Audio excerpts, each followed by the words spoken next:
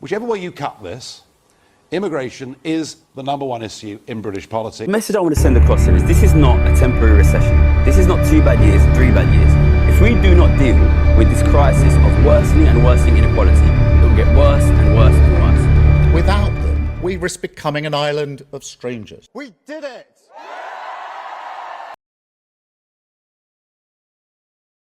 For years, we've heard the same promises: tougher borders, fairer systems, a solution to the so-called immigration crisis.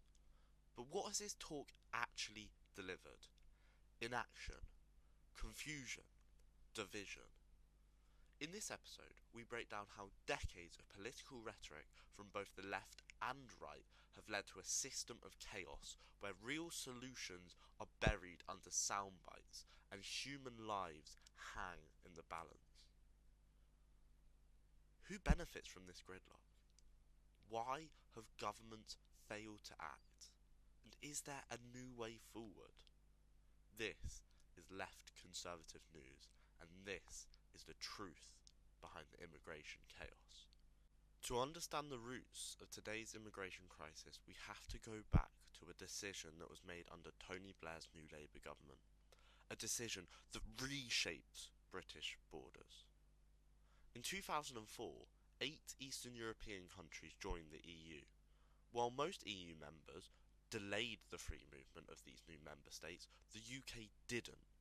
Tony Blair's government believed that only 13,000 people a year would come.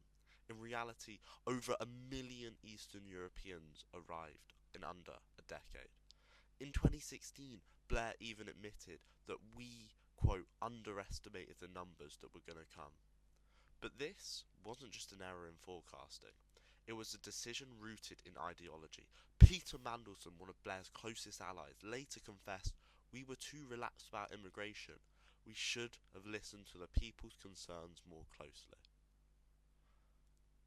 For many years, it wasn't about racism. For many, it was about reality.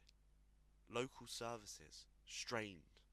Wages in low-paid sectors were under pressure, and whole communities changed almost overnight. Yet New Labour pushed on, championing what they called a modern global Britain. Critics say they ignored those who felt left behind. That Blair governed for the markets and not for the people. The open borders era wasn't just a policy decision. It was a breaking point in trust between the public and the political elites, and we've been dealing with the fallout ever since.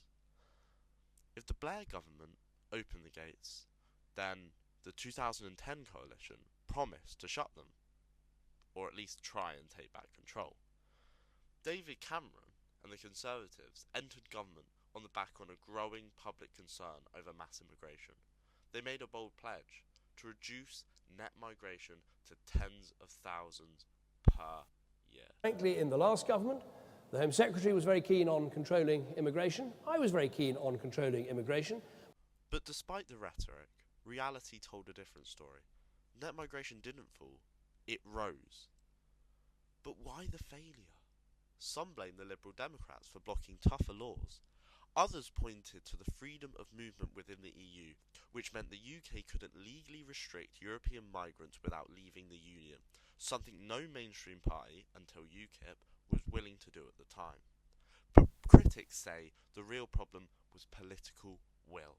While the government cracked down on non-EU immigration, especially students and skilled workers, they avoided the elephant in the room: EU migration. It was easier to target groups without political protection. When immigration is too high, when the pace of change is too fast, it's impossible to build a cohesive society. Strong words, but they weren't backed by strong action. The coalition taught tough. They launched vans telling illegal immigrants to go home. They tightened visa rules for students, but the numbers didn't move and the public noticed. The failure of the coalition's immigration pledge didn't just damage their credibility. It fueled a growing sense that no party could be trusted to get a grip. And into that vacuum stepped something new, something louder. After years of public discontent, the 2016 Brexit referendum was supposed to mark a turning point, a way for Britain to take back control of its borders. The Conservative Party made immigration a central pillar of their post-Brexit promise. From Theresa May to Boris Johnson, Rishi Sunak and beyond, the message was clear. We would reduce immigration. Have an Australian-style, points-based system that will allow us to control who comes in. But what actually happened? Immigration didn't fall, it soared. In fact, under a Conservative government with a large majority, Britain experienced the highest net migration in modern history. Legal migration surged through skilled visas, care workers and student dependents, far outweighing any reduction done by Brexit. Illegal migration didn't stop either. Despite endless headlines about channel crossings and the government's high-profile Rwanda policy, small boat arrivals continued year after year. And that's why one of our 5 pledges to the British people is to stop the boats. We are working at pace on the legislation. It's important that it works. But by 2024, that promise remained unfulfilled. The boats kept coming, the numbers kept rising. The truth? The Conservatives had every tool they needed. A working majority. Brexit delivered border controls, years in power, but they failed to implement a coherent, consistent immigration policy. Why? Some blame incompetence. Others say that business pressure won out over border promises. Either way, the public was told one thing and delivered the opposite. From rhetoric to results, the Conservatives' record on immigration between 2016 and 2024 was one of the bold promises, minimal action and growing disillusionment. And even under Labour now, while they seem to claim that they are making cuts, they still have net immigration far too high. Their border security command still unable to tackle illegal boats. And while saying that they have done record deportations, there is more people coming now than ever before. So immigration. Every government promises to control it in every way. The hostile environment, Rwanda, Bibi Stockholm, asylum hotels, return agreements, leaving the EU, border security command. But then every government fails. Labour, Conservatives, the coalition. Same headlines, same pledges, same results. So why can't the UK government get a grip? The main first issue is legal constraints. First, we've got the law to deal with. The UK is bound by a complex web of international agreements, human rights conventions, and domestic legislation.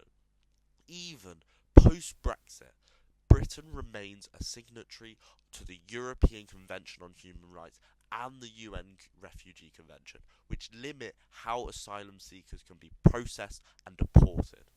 That means even when the government wants to act, the courts can stop them. But they have not been shown to be in place now.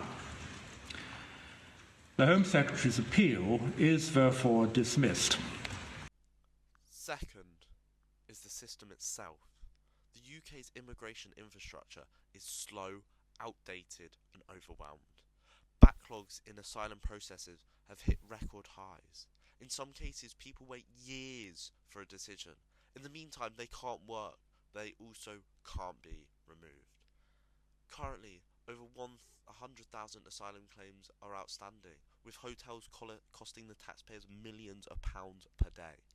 And even deportations are rare.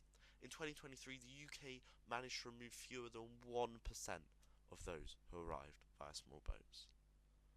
Another issue is that we are economically dependent on them in the way that our economy is structured. The NHS, hospitality, agriculture, construction, they're all beginning to rely and all have relied on foreign labour. Governments talk tough about cutting numbers, but behind closed doors they quietly issue record levels of work and student visas. In 2024 alone, over 1 million people came legally to live, work or study in the UK. That's not illegal immigration, that's official policy. And also, we have political paralysis. No party can seem to agree on what immigration policy should look like. The left fears being called racist and xenophobic. The right fears losing business interests and support. And the public is increasingly divided. So, the same status quo continues. Promises made, votes won, actions delayed. Immigration has become the great unsolved riddle of British politics. Too useful to fix, too explosive to ignore. But quite frankly, once again, we can see how the left and the right, with their own niche interests, which stop solving this popular issue that many Brits want to limit, once again causes paralysis. We at Left Conservative, quite frankly, see a simple solution. Reduce the numbers, stop putting pressure on jobs and their wages. Let's stop the overcrowding of public services, of housing. At Left Conservative, we're not fearing the loss of business interest or fearing the cause of xenophobia. Ultimately, if reducing immigration, as we've seen, is beneficial for our country, beneficial for the wages of the people in this country, then why shouldn't we simply reduce it?